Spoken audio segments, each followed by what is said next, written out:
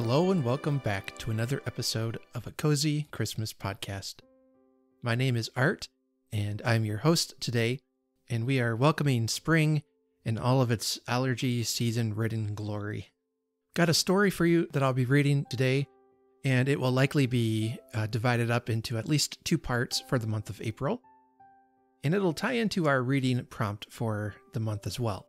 First of all, thank you so much for everyone who reached out after the last episode where I talked with Nat Bickle about the Polar Express. And a lot of you wrote in to say how much you loved that movie and loved the episode. So I want to thank Natalie for coming on and for all of you reaching out to me just to share your memories and thoughts about the movie. Many of you said it was a favorite. I don't have any lengthy memories to share from a listener. I did hear from Sean, who is the host of the Christmas Podcasts podcast. He said that his son, who's now 26, The Polar Express was his favorite movie. And his favorite song is Josh Groban's Believe, which is featured in that film. And at his wedding this past January, his wife surprised him with her processional song being a very beautiful version of Believe. He teared up, and Sean said, I almost lost it when he teared up. So Sean, that sounds really lovely, and I know us dads are supposed to be tough. You know, we're supposed to be the tough guy, but it's okay to shed a tear or two. If you saw my audio clip on, I think it's on Instagram of our episode from last week, you'll hear a very beautiful rendition of When Christmas Comes to Town, played on the piano in the background of that clip. That is one of my favorite versions of that song. I mean, it's probably my favorite version of that song. It's done by Doug Hammer, and it's on his album Noel. It's a really fantastic and cozy album of just gentle Christmas piano music. It also has one of my favorite versions of In the Bleak Midwinter, so it's well worth your time to listen to that one. That's probably my top favorite Christmas album. It might be my top 3 or 5 for sure.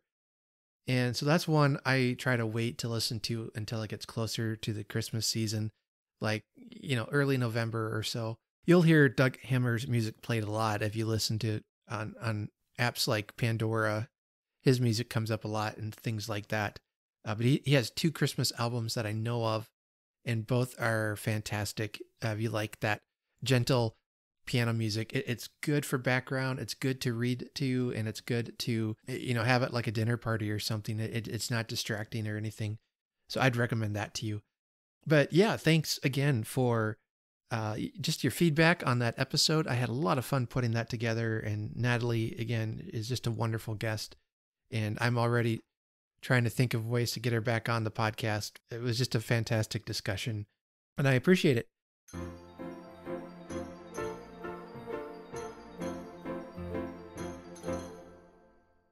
All right, for this month's reading prompt, again, the prompt is Home Alone.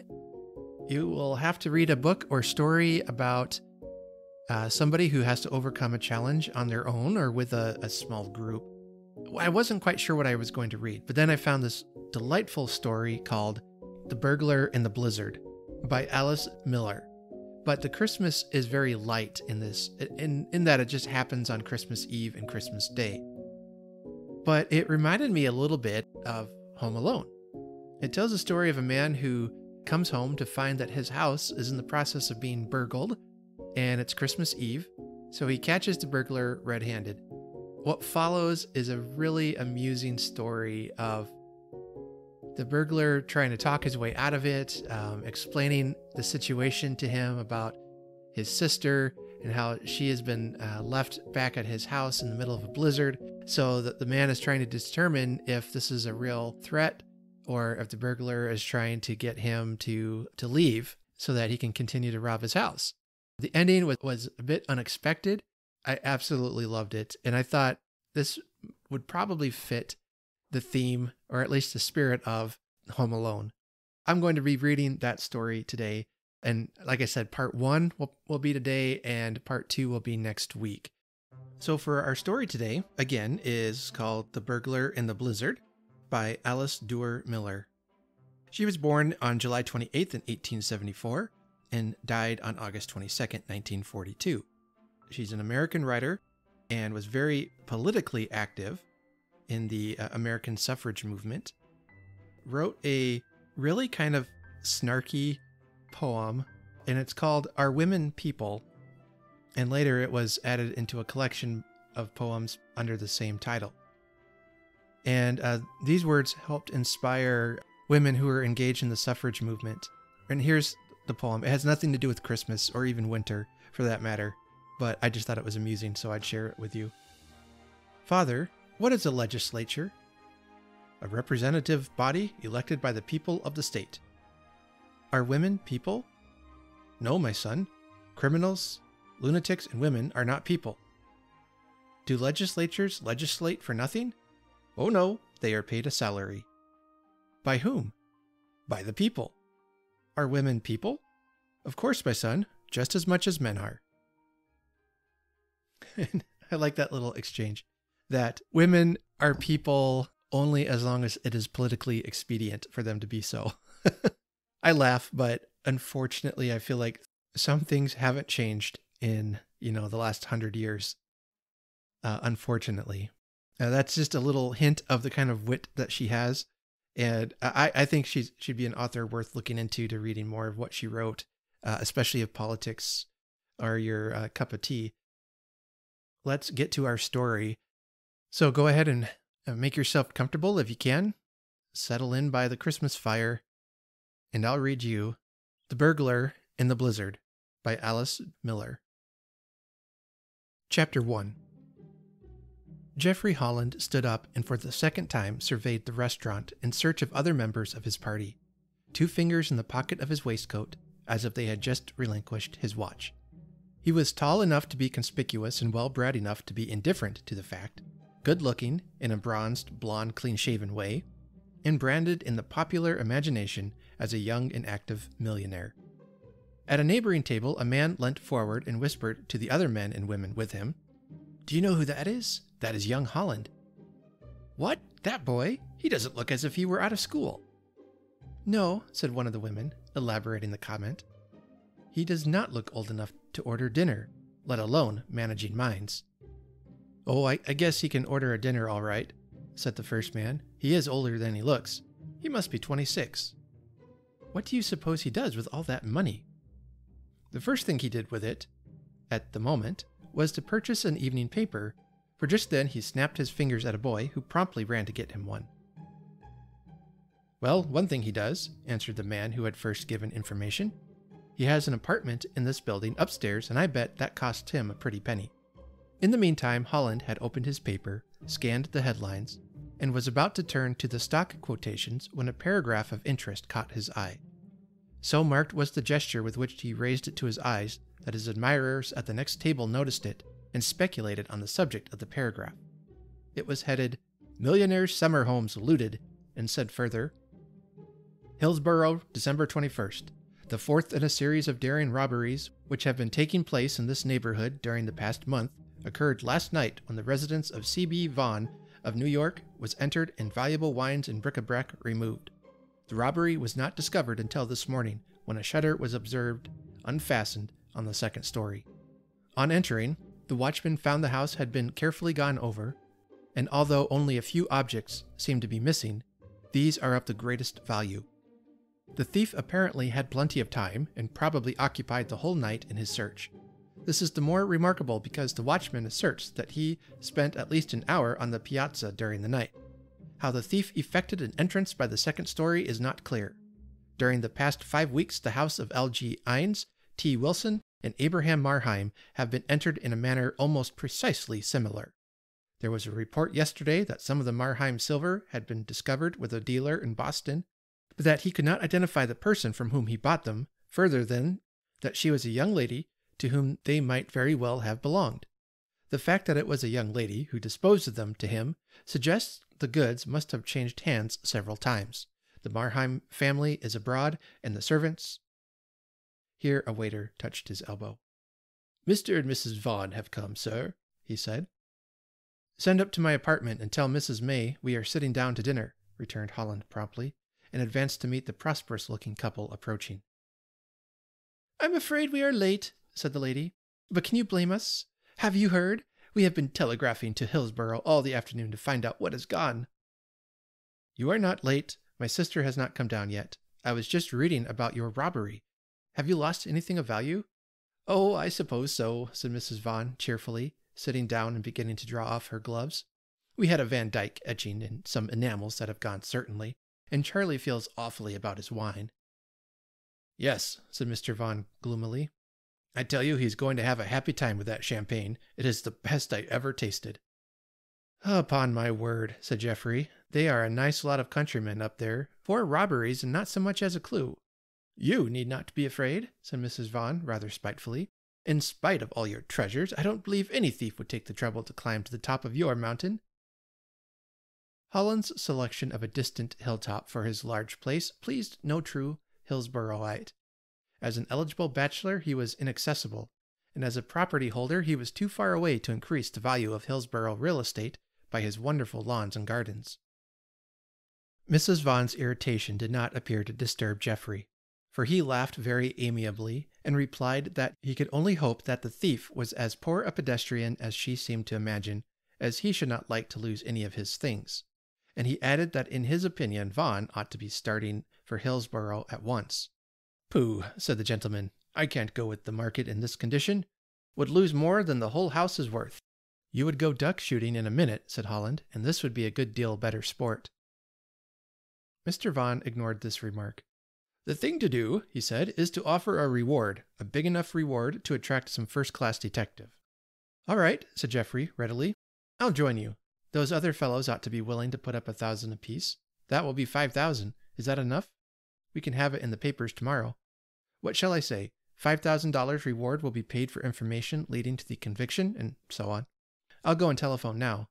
And with a promptness which surprised Mr. Vaughn, he was gone. When he came back, his sister was in her place, and they were all discussing the burglary with interest. Mrs. May, who was somewhat older than her brother, had some of the more agreeable qualities of a gossip. That is to say, she had imagination and a good memory for detail. "For my part," she was saying, "I have the greatest respect and admiration for him. Do you know he could not find anything worth taking at the Wilsons, after all his trouble? I have often sat in that drawing-room myself, and wondered, if they should offer me anything in it as a present, whether I could find something that would not actually disgrace me. I never could. He evidently felt the same way. The Wilsons make a great to-do about the house having been entered, and tell you how he must have been frightened away by the hideousness of their things. Those woolly paintings on wood, and the black satin parasol that turns out to be an umbrella stand." "My dear Florence," said his brother mildly, "how can a black satin parasol be an umbrella stand?" "Exactly, Jeff. How can it? That is what you say all through the Wilsons' house. How can it be? However, it is not really black satin, only painted to resemble it. The waste paper baskets look like trunks of trees, and the matchboxes look like old shoes. Nothing in the house is really what it looks like, except the beds. They look uncomfortable, and someone who had stayed there told me that they were." "Dear Florence," said Mrs. Vaughn, "is it not like her kindness of heart, it runs in the family, to try and make my burglary into a compliment? But really, though it is flattering to be robbed by a connoisseur, I could forego the honor. You see, you have taken away my last hope that my very best escaped his attention." "No, indeed, the best is all he cared for. Honestly, Jane, haven't you an admiration for a man of so much taste and ability? Just think, he has entered 4 houses, and there is not the slightest trace of him." "There must be traces of him," said Jeffrey. "The Innes house was entered after that snowstorm in the early part of the month. There must have been footprints." "Of course," said Mr. Vaughn. "That is what makes me think that the watchmen are in it. It's probably a combination of 2 or 3 of them." "Well, that lets Jeffrey out," said the irrepressible Florence. "No one would take his watchman into any combination. He is 1,002 and feeble for his age. However, there is no use in discussing the possibility, for it is not a combination of watchmen, begging your pardon, Mr. Vaughn. It is a lonely genius, a slim, dark figure in a slouch hat. That is the way I imagine him. Do you really suppose that a watchman would take a pair of Mrs. Innes' best linen sheets, embroidered in her initials, the monogram so thick that it scratches your nose, and a beautiful light blue silk coverlet, all just out from Paris? I saw them when she first had them." "What," said Jeffrey, addressing the other male intellect present, "do you make of the young woman who disposed of some of the Marheim silver in Boston?" It was a young lady who disposed of the silver, but it was Mrs. May who answered. She is, of course, the lady of his love, a lady doubtless of high social position in Boston. There was a book about something like that once. He is just waiting to make one more grand coup, rob the bank or something, and then the world will be startled by the news of their elopement. They will go and live somewhere luxuriously in the South Pacific, and travelers will bring home strange stories of their happiness and charm. Perhaps, though, he would turn pirate. That would suit his style. I hope, said Holland, that he won't take a fancy to rob the Hillsborough Bank, for I consider it public-spirited to keep quite a little money there. You begin to make me nervous. No bank robbery would make me nervous, replied his sister. That is the comfort of being insignificant. I have not enough money in any bank to know the difference. And as for my humble dwelling in Hillsborough, who would take the trouble to rifle it when Jeffrey's palace is within an easy walk? Besides, I haven't anything worth the attention of a respectable burglar like this one. Thank you, said Jeffrey. I'm sorry I spent so much time choosing your Christmas present a year ago. Oh, of course, Jeff dear, that wonderful old silver is valuable, but it is put away where I defy any burglar to find it. There is only my sable coat, and I am going to send for that as soon as I have time to have it cut over. In my opinion, said Mr. Vaughn, the man is no longer in the neighborhood. He would scarcely dare try a fifth attempt, while the whole country was so aroused. You see, Hillsborough has always been an attractive place to thieves. It is such an easy place to get away from. 3 railroads within reach. A man would be pretty sure to be able to catch a passing freight train on one of them at almost any time, to say nothing of the increased difficulty of tracing him. I don't suppose he will ever be caught, said Florence. When he has got all he wants, he will simply melt away and be forgotten. If he were caught... Here she was interrupted by the waiter who laid a telegram at her plate. It had come to her brother's apartment and been sent down. Who is telegraphing me? She said, as she tore it open. I hope Jack has not been breaking himself. Opening it, she read, Your house was entered about 5 o'clock this afternoon. Tea set and sable coat missing.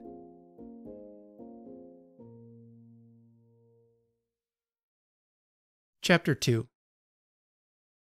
The next evening at 7 o'clock, Holland stepped out of the train on the Hillsborough station.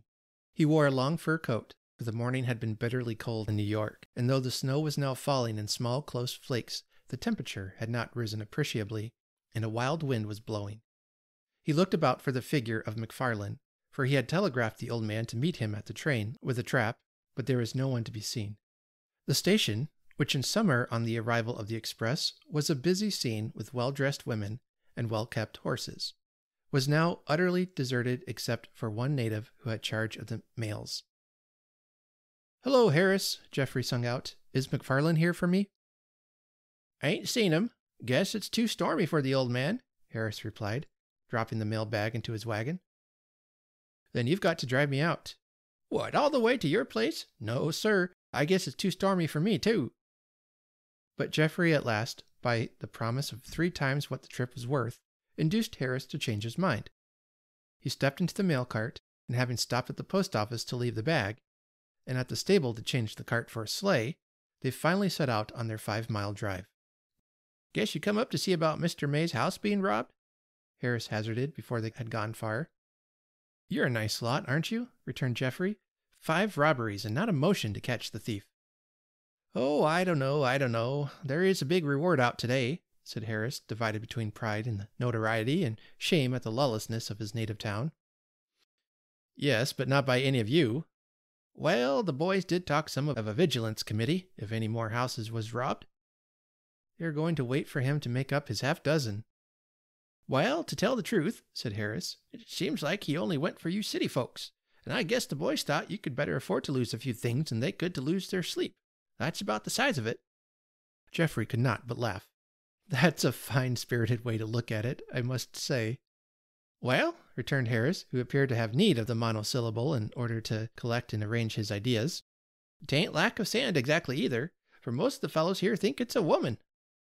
"A woman?" cried Jeffrey, remembering the lady in Boston. "Yes, sir," said Harris.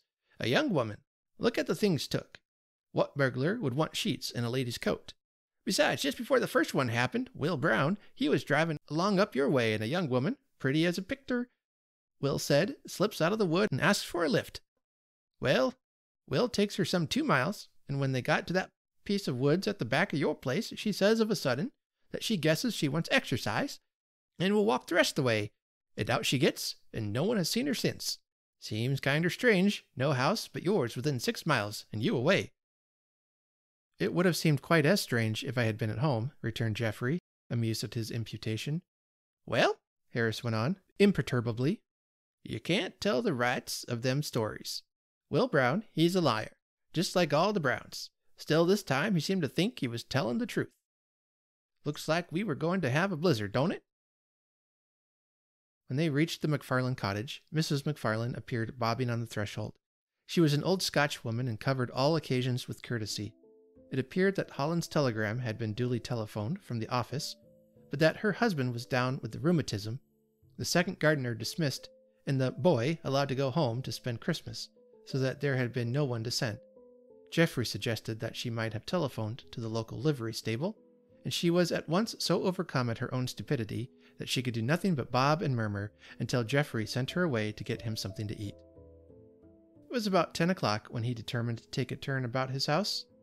The next day he intended removing all valuables to the vaults of the Hillsborough Bank.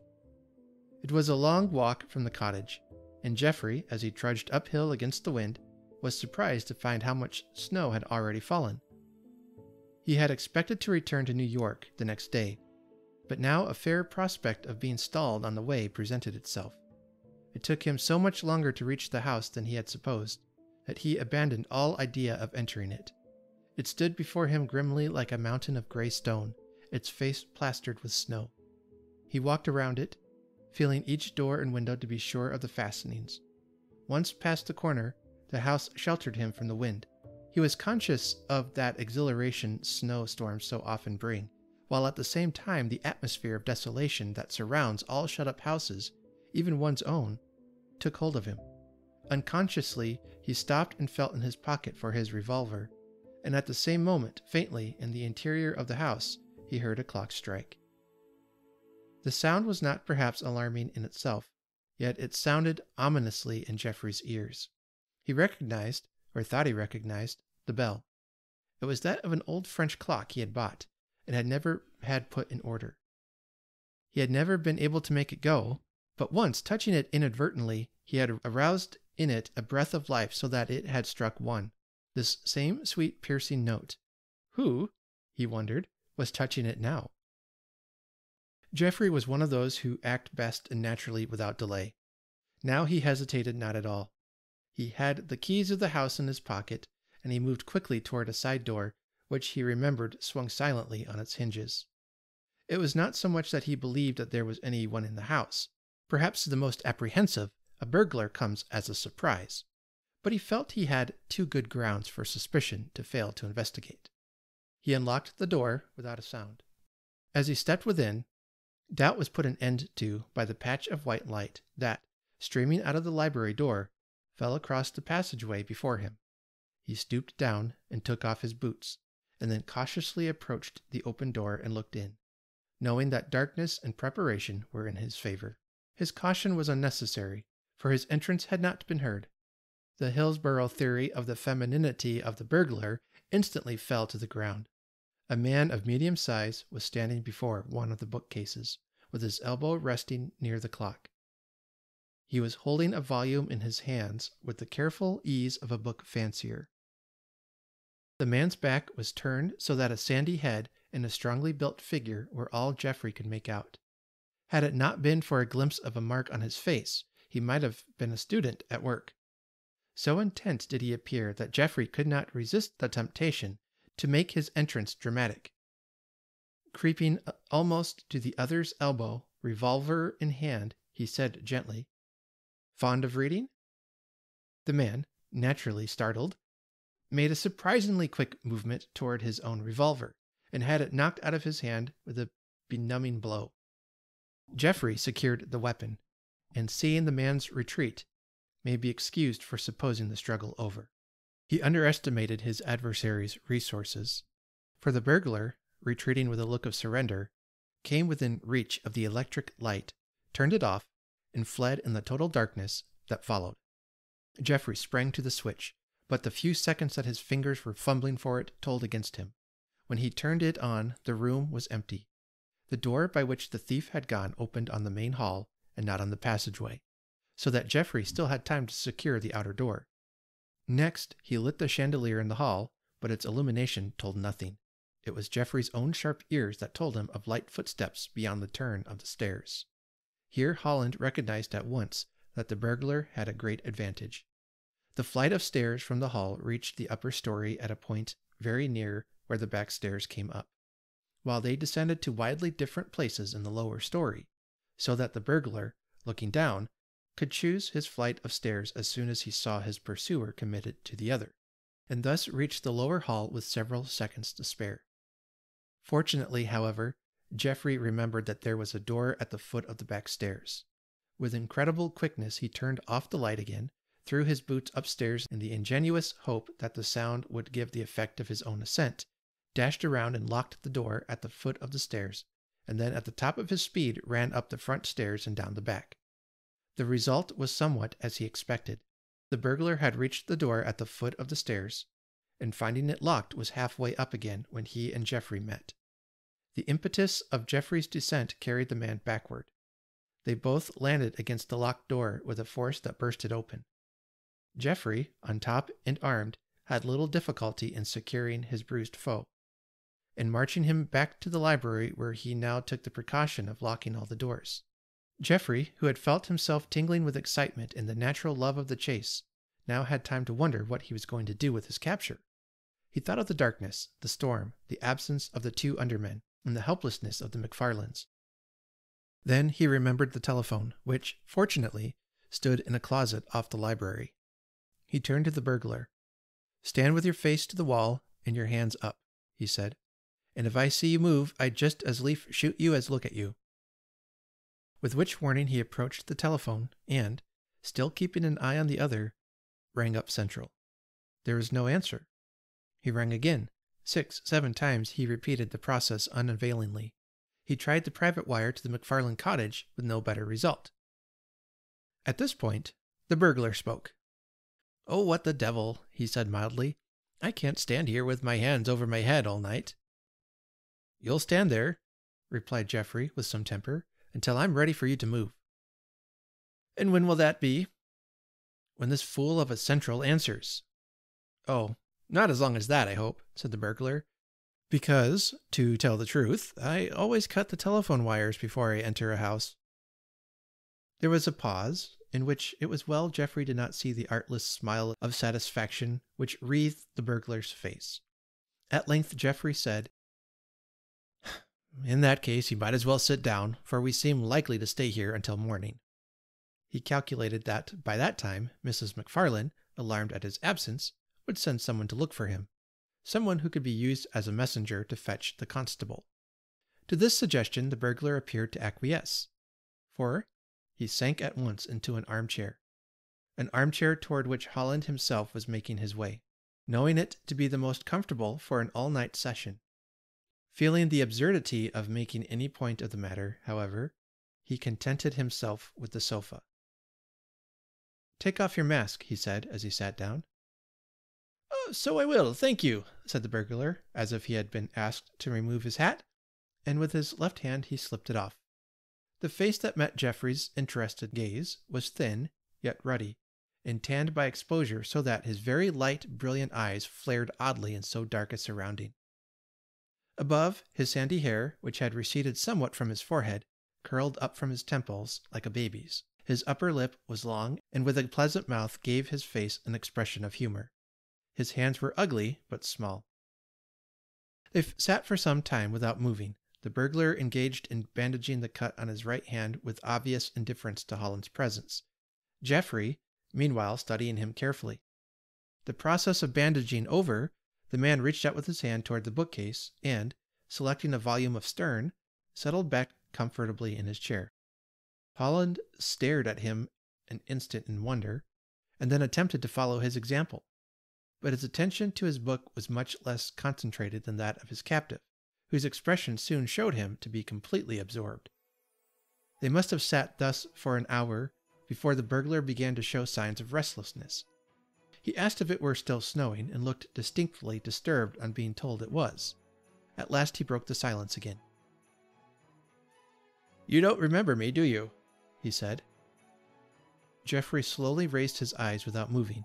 His revolver was drooping in his right hand. He ran his mind over his criminal acquaintance unsuccessfully and repeated, "Remember you? Yes, we were at school together for a time." Jeffrey stared and then exclaimed spontaneously, "You used to be able to wag your ears." "Can still." "Why, you are Skinny McVeigh." The man nodded.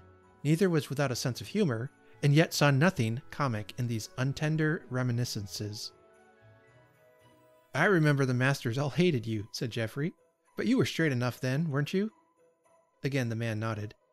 "I took to the sort of thing a month or so ago." After a moment, Jeffrey said, "Did not I hear you were in the Navy?" "No," said McVeigh.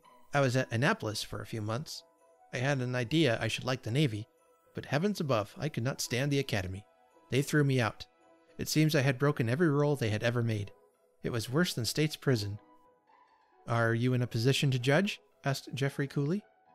"No," said McVeigh, as if he nevertheless had information on the subject. "Well, you will be soon," said Holland, not sorry for an opportunity to point out that his heart was not softened by recollections of his school days. But McVeigh appeared to ignore this intimation. "Yes," he said ruminatively, "I've done a lot of things in my time." "Well, I don't want to hear about them," said Jeffrey, who had no intention of being drawn into an intimate interchange. The burglar looked more surprised than angered at this shortness, and only said, "Would you have any objection to my putting a match to that fire?" "No," said Jeffrey, and McVeigh, with wondered dexterity, managed to start a cheering blaze with his left hand. For a few minutes, Jeffrey's determined attention to his book discouraged his companion, but presently rapping the pages of Tristram Shandy with the back of his hand, he exclaimed, "Stern! Ah, there was a man. Something of my own type, too, it sometimes strikes me. Capable, you know, really a genius, but so unfortunately different from other people. Ordinary standards meant nothing to him. Too original. Sees life from another standpoint entirely. That's me. "Sit down," roared Jeffrey. "Oh, it's nothing, nothing," said McVeigh. "Only I'd talk better on my feet." "Well, you wouldn't talk as well with a bullet in you." McVeigh sank back again in his chair. "Yes," he said, "that's me. Why, Holland, I have no doubt you would be surprised if you knew the number of things that I can do, that I am really proficient in. Anything with the hands," he waved his fingers supplely in the air, "is no trouble to me at all. I have at once a natural skill that most people take a lifetime to acquire." "I'm told there's work for all where you are going." McVeigh looked a trifle puzzled for an instant, but never allowed himself to remain at a loss. He said, "Work? Do you really mean to say that you believe in a utilitarian heaven, where we are going to work with our hands?" "For my part, I had reference to the penitentiary," said Jeffrey. "Oh, yes, of course, the penitentiary. There are some wonderful men in the penitentiary. You don't admit that, I suppose, with your conventional ideas. But to me, they are just as admirable as any other great creative artist, sculptor, or financier. I see you don't quite get that. You are hemmed in by conventional standards and your possessions and all the things to which you attach such great importance."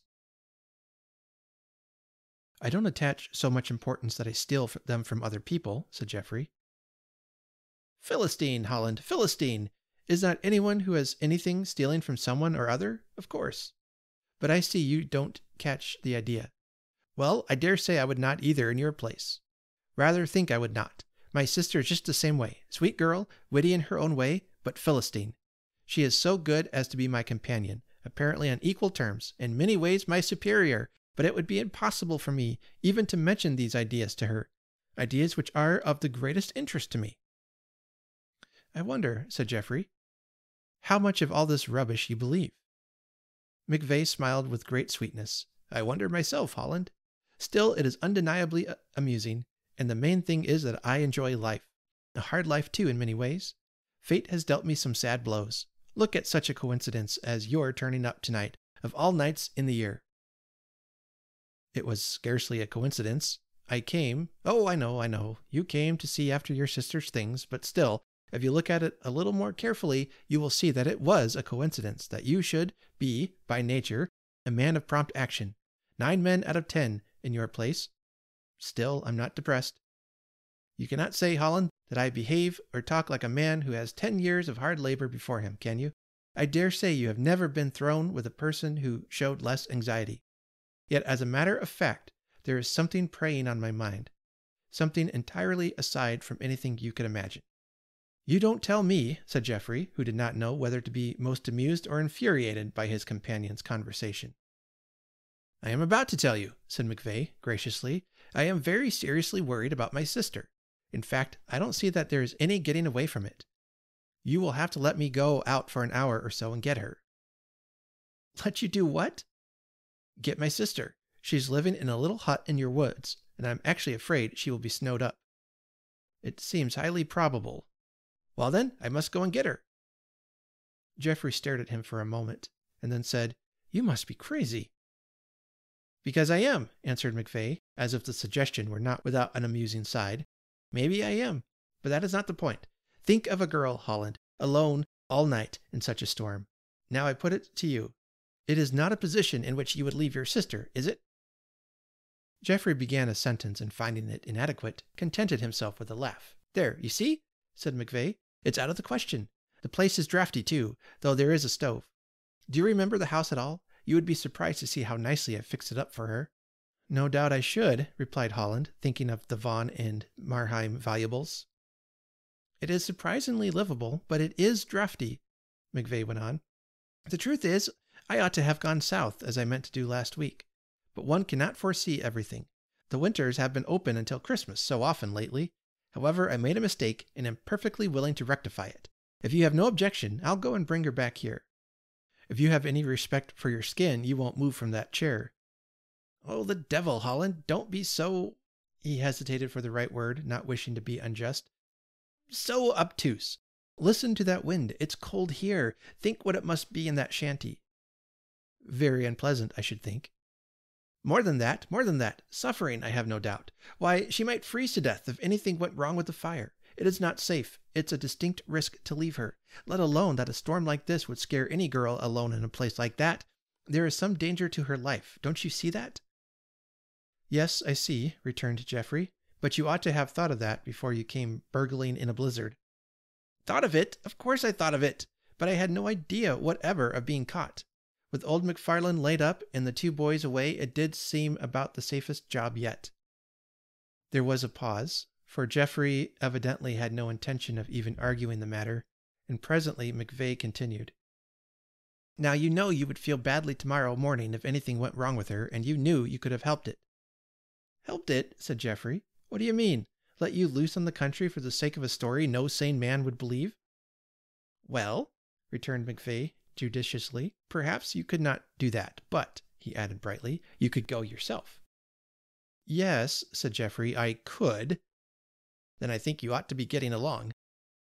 Upon my word, McVeigh, said Holland, you are something of a humorist, aren't you? McVeigh again looked puzzled, but rose to the occasion. Oh, hardly that, he said. Every now and then I have a way of putting things, a way of my own. I find often I am able to amuse people. But if you are cheered yourself, you make other people so. I was just thinking that it must be a great thing for men who have been in prison for years to have someone come in with a new point of view.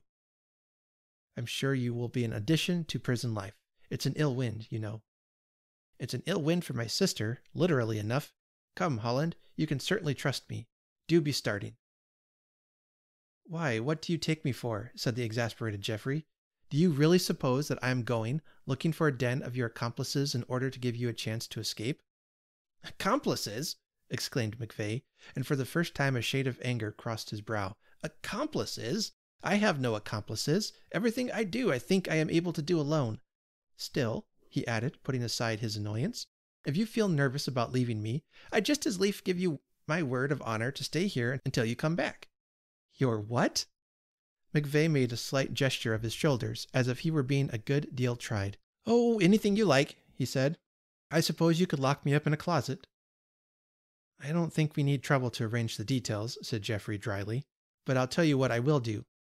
After I get you safely in jail tomorrow, I'll get a trap and go and look up this hut. It may be too late then. It may, said Jeffrey, and continued to read. Yet he had no further satisfaction in his book. He knew that the burglar kept casting meditative glances at him as if in wonder at such brutality, and in truth, his own mind was not entirely at ease. If by any chance the story were true, if there was a woman at his doors freezing to death, how could he sit enjoying the fire? But on the other hand, could anyone have a more evident motive for deception than his informant? What better opportunity for escape could be arranged? It was so evident, so impudent, as to be almost convincing. What more likely, for instance, than the hut was a regular rendezvous for criminals and tramps, that by going he would be walking into the veriest trap? Yet again, there was the report confirmed by Harris's story that a woman was in some way connected with these robberies. The wind whistled round the house with a suggestion of difficulty, of combat with the elements, of actual danger, perhaps, that suddenly gave Jeffrey a new view of delay. Had it not something the air of cowardice, or at least of laziness? He found his eyes had read the same page 3 times, while his brain was busy devising means by which McVeigh could be secured in his absence, if he went. At length he rose suddenly to his feet. "I'll go," he said, "but before I go, I'll tie you up so safely that if I don't come back, you'll starve to death before you'll be able to get out, or make anyone hear you. On these terms, do you still want me to go?" "Oh yes, I want you to go," said McVeigh. "Only for goodness sake, be careful. If you should feel any temptation to lie down and go to sleep, don't yield to it. They say it's fatal. The great thing is to keep on walking." "Oh, shut up," said Jeffrey.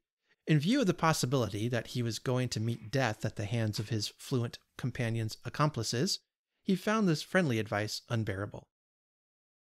"This hut, I take it," he said, "is an old woodcutter's shanty in the North Woods." "Yes, something over 1.5 miles north of here." "I know the place," said Jeffrey. "Now come along, and we'll see how I can fix you up until I come back." He had in mind a heavy, upstairs cedar closet. It had been designed by a thoughtful architect for the storing of summer-wearing apparel, and was strongly built. It had besides the advantage of having a door that opened in and so was difficult to break open from the inside. Here, having removed a complete burglar's outfit from his pockets, Jeffrey disposed McVeigh, being met with a readiness on McVeigh's part that seemed to prove either that he was sincere in his belief in Holland's safe return, or else was perfectly confident of being able to open the door as soon as Jeffrey's back was turned.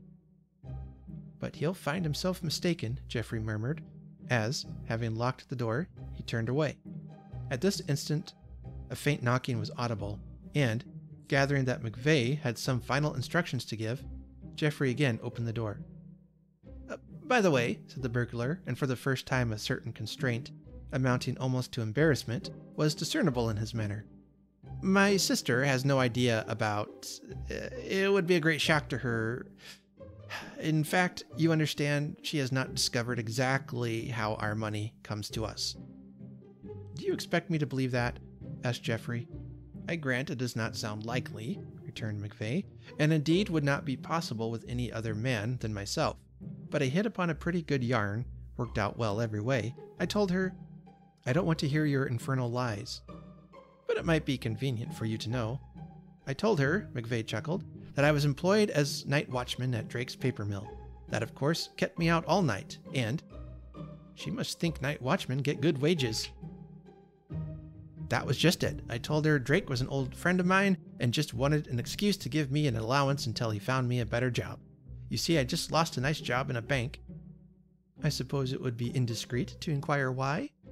"Well, we won't discuss it," said McVeigh with an agreeable smile. "Of course, she could understand that such an inferior position as a watchman's had to be kept a profound secret, hence our remote mode of life, and the fact that I don't allow a butcher or baker to come near us. I tell her that if it were known that I had held such a poor position, it would interfere with my getting a better. So, if you should happen to find that you have to explain to her why I am detained here..." "If I should explain to her," said Jeffrey, "what do you suppose I am going to do?" "Well, I suppose you'll find it necessary," said McVeigh. "Indeed, as a matter of fact, I would much rather have you do it than do it myself. Still, you might bear in mind to tell her as gently as possible. If she were your own sister..." "Oh, go to the devil," said Jeffrey, and slammed the door.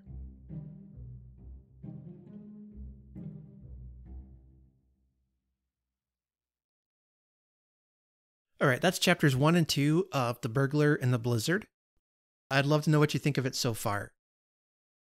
Do you think Jeffrey's going to go to McVeigh's cabin? And what do you think of his story? Do you think he's telling the truth? Does his sister live there? Or do you think he's going to find a gang of ruffians? Well, stay tuned for next week, and we'll find out what happens next in our story. I want to thank you as always for listening today. I hope you are having a great month of April and are getting some great stories read. And I hope you enjoyed this one. I would love to hear from you. If you have a favorite Christmas memory or tradition you want to share, please reach out to me at cozychristmaspodcast@gmail.com. Also, if you want to help support our show in a financial way, you can find links in the show notes. You can go to ko-fi.com. For the price of a cup of coffee, you can help support the show. That's ko-fi.com/cozychristmas. With every donation, I will send you a Christmas card or a Christmas bookmark as my way of saying thank you for donating to the podcast. So I will be back next week. I'll read part 2 of this story, probably be chapters 3 and 4. And then the following week, we'll finish it out with reading chapters 5 through 7. Reach out to me on social medias. I'm on Facebook, Instagram, Twitter. Occasionally, I can be found lurking on TikTok. Let me know what you're reading for this month's challenge, and we can keep the conversation going there.